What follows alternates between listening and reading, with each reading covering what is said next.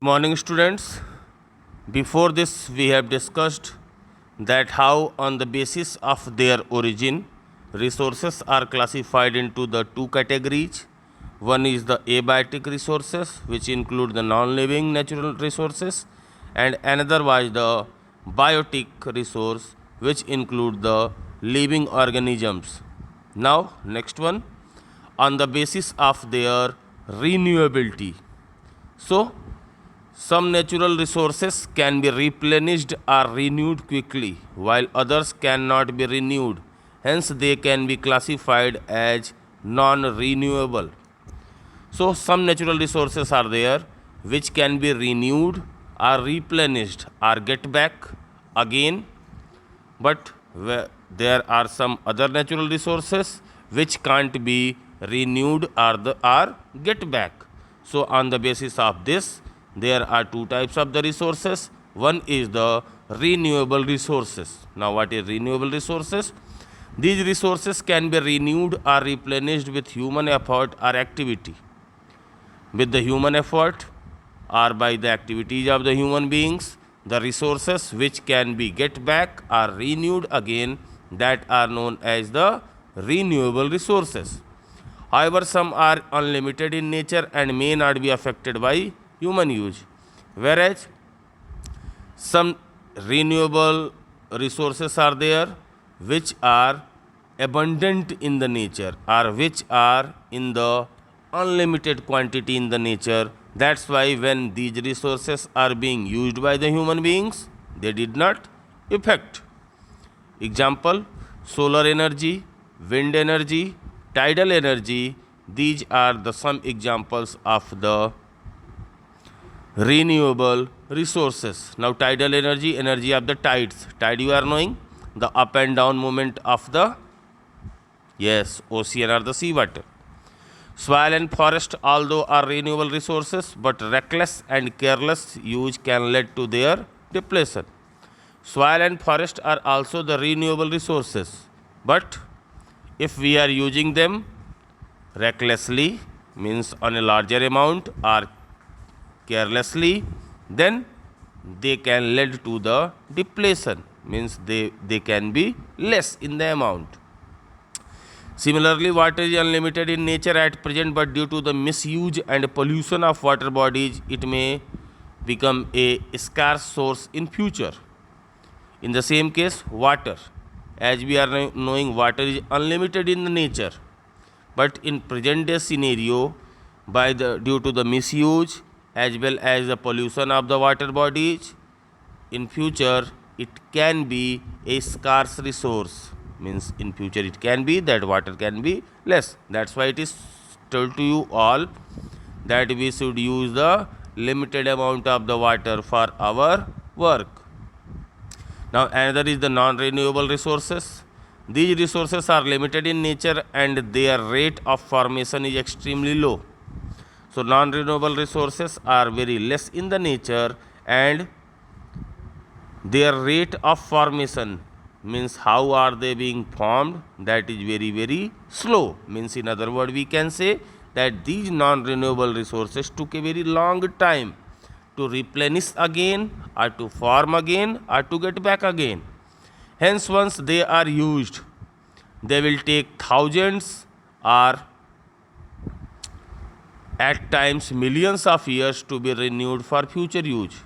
That's why if non-renewable resources are used once, it will take thousand or the millions of the years to renewed again in the future.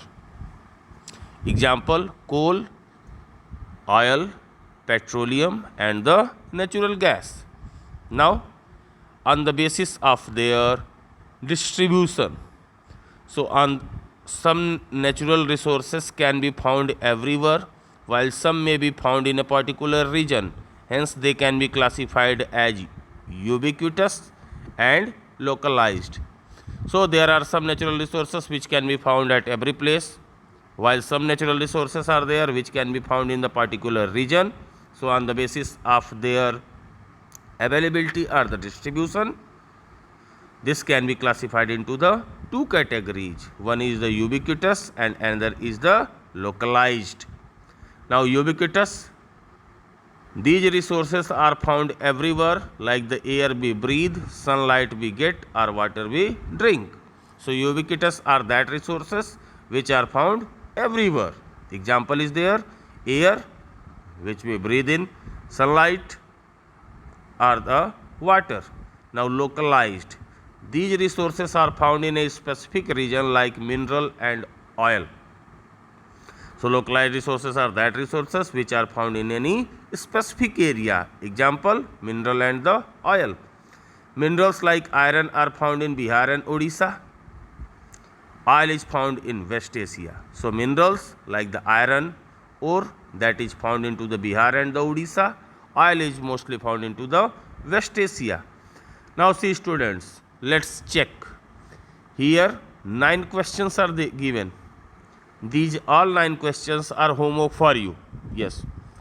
The answer of all these 9 questions you will get from the explanation which we have discussed till now. So once again go through the previous explanations, find the answers and write down. As I have already told you all that all the homeworks which is given by me, that all homework sequence and date wise you all have to write down in any copy. And at the time when school will reopen, on the very first day, I want that all on my table. Okay? Yes. So next one, human made resources. A human made resource is a resource that has been created by humans. Now, human made resource is that resource which is made by the human or created by the human. Examples are many more. You can tell the buildings, bridge, fan, chair, table. Natural substances become resources only when human beings change their origin form with the help of their knowledge and technology. Now natural substances become a resource at that time only when human beings change their original form with the help of their knowledge as well as the existing technology. Or in other words, we can say it is the human beings only which convert all the natural substances into the useful form and use it. Or in other words, we can say it is the human beings which convert all the natural resources into the, which convert all natural substances into the resource. For example, iron ore in its natural form was not a resource till humans learned to extract iron from it and used it in industries, dams, bridges, etc. Example is given, iron ore in the natural form was not any resource. Why? Because at that time human was not using it. But when human being learned how to extract or how to get the iron from the iron ore and use that iron into the industries, dams or the bridges, etc., then only it came to be a resource. Now example, factories, hospitals, schools, roads, these all are the example of the human made resource. Now one more which is very very important, that is the human resource. The human beings are the most important resources. The most important resource among all the resources is the human being. Human beings with their skill and technology and hard work harness the natural resources. It is the human being which with their skill, technology, hard work use all these natural resources. Economic prosperity of a country depends on how the available resources are harnessed by human beings. The economic well-being or the economic prosperity or the richness of any country depends how available resources are being harnessed or being used by the human beings. Now something is given which is little bit good for you all to know. By an estimate, petroleum products of the earth would last about 60 years. Maybe I have told you about this previous time in the class. Yes, all the petroleum product which is present onto the earth that will last in the coming 60 years. This estimate takes into account the current consumption level and forecast of futuristic trends of usage. And this estimate has been taken on the current consumption as well as the consumption in the future. That's why you have seen that many countries of the world are using the alternate sources, or they are making a lot of progress in the use of the alternate sources of the energy. Okay.